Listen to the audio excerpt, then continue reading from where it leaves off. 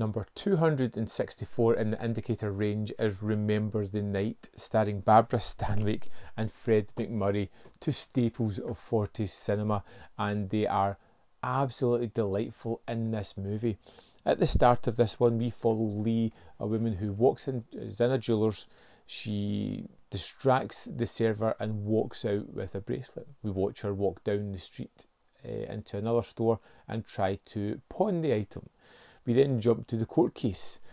Jack is a DA, played by Fred McMurray. He's called in to prosecute Lee, Barbara Stanwyck's character, and he gets there, and it's Christmas time.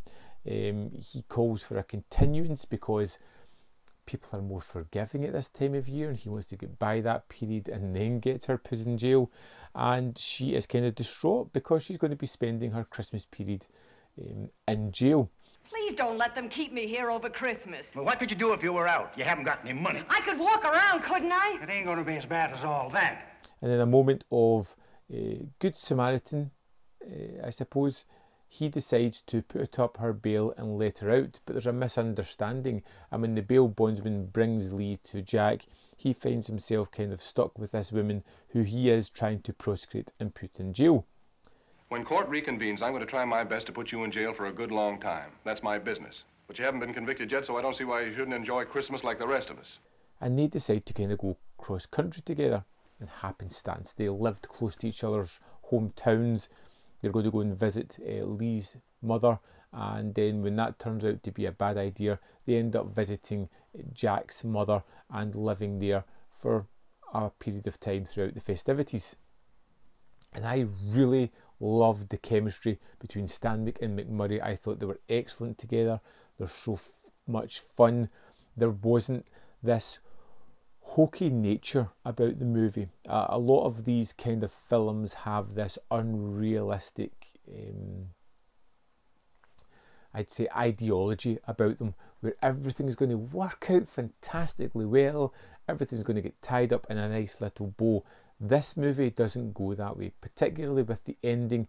It is an ending that is both uplifting and enjoyable, sad at the same time, but utterly fitting for the movie. It doesn't break the rules that have been set up here, which I really appreciated. You see, she thinks you brought me out here because you're in love with me. Oh. There we are. Funny, isn't it? Yeah. And I was wondering how they were going to pull it together. When Jack and Lee are on the road kind of connecting, they're having a little bit of fun and games with each other.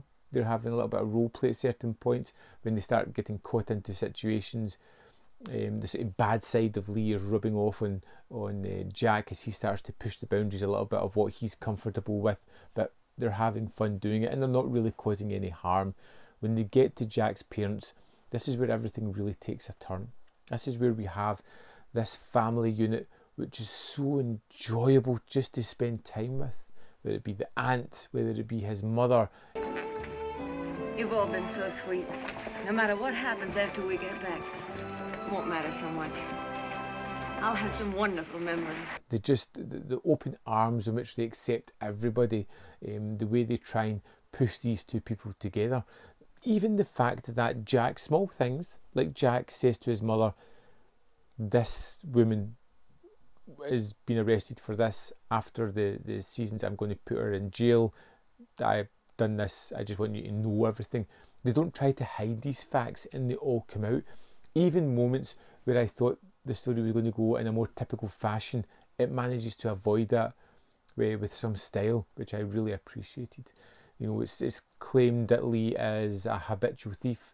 She's going to go and work at a fair to help raise money, and I was thinking, well, the money's going to disappear, she's going to get blamed for it, but it avoids all those tropes and familiar sequences, and what it does is it relies on these wonderful characters to really sell the story. And because they are so engaging, because they have colourful backgrounds, it gives them a fully fledged character in which to shine with. You know, you watch Lee suddenly have that acceptance that she's always wanted, that just open arms brought into a family and treated like one of them, that really softens her approach to everyone.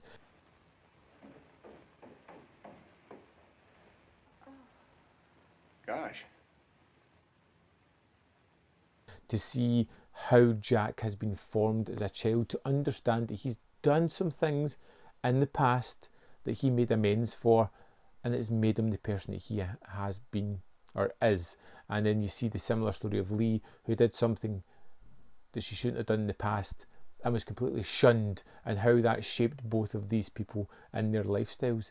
It's a wonderfully accomplished movie with great performances that's just so energetic and fun and quick and easy to watch and full of larger than life characters that just bring the film alive. I adored Remember the Night. I kind of had this sitting for a month or two. I wish I had watched it around about Christmas time. I'm going to definitely throw it into the Christmas rotation because it's such a feel-good, festive movie. Loved it. I would love to know your thoughts on Remember the Night. Let me know in the comment box below whether you loved it, hated it, fell somewhere in the middle, and while you're down there, hit this video with a thumbs up because it really helps. There's more content up here if you want to see more of my videos, and if you click the link in the description box, you can join the membership, the Patreon, manvfilm.com, all ways in which to help this channel, which would be greatly appreciated. Thanks for watching, and I'll see you next time.